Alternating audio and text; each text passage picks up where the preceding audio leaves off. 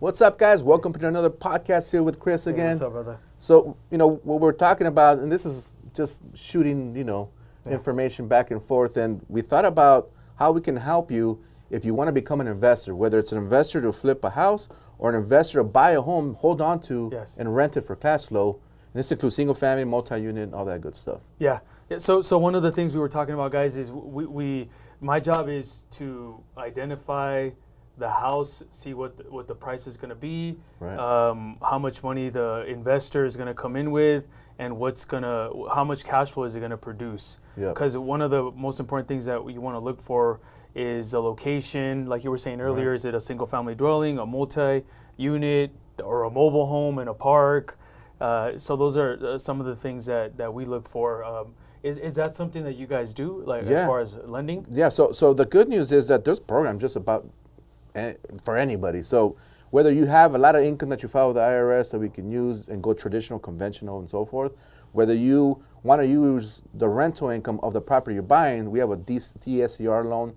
What that means is that we don't use your actual tax returns. We use the property, and we use the appraiser's comments on what that property will cash flow to cover the mortgage. Oh, nice. And that way, we only need assets, the down payment, which is a minimum of 20%, and the rest we don't really need. So we look at the property as the actual income-driven asset that'll pay for itself. So we don't need personal income. Okay. What if somebody's or what if somebody already owns a home and they want to purchase? Let's just say it's their first time doing an investment. What typically are they going to need? The 3.5 if they're going to go FHA, or they're going to need a bigger down payment? So it depends. So let's say, for example, you say, you know what? I've had my home for a while. I want to rent my home out and now buy a new owner occupied, and now that home they're leaving behind is their investment property. Okay. They can come in with as little as 5% down. Oh, nice. Because you're not a first-time buyer, but you can still come in with 5% down. But let's say, no, I want to keep my house. I just want to buy an investment property. Then you need a minimum of 20% down in most cases to buy that house as an investment. So we have to kind of sit down with the client and kind of investigate what really they want to do.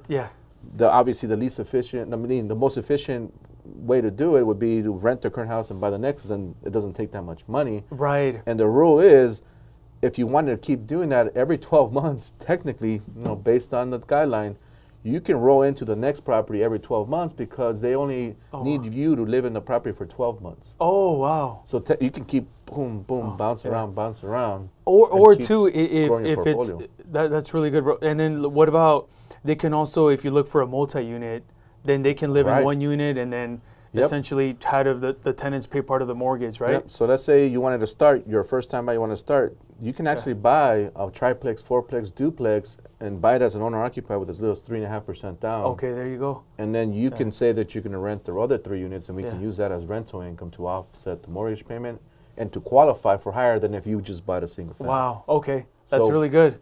So there's a lot of ways, guys. So obviously, this is a way for us to kind of open up your eyes as an investor / again, first-time buyer. If you want to buy a multi-unit as your first investment, that's a good way to cash flow. And then buy that first, and then move on to the next every 12 months. Just start level up here and there. When you can. Man, that's really good. If you guys want more information on this, make sure to reach out to us. But pretty interesting stuff. Thank you so much, sir.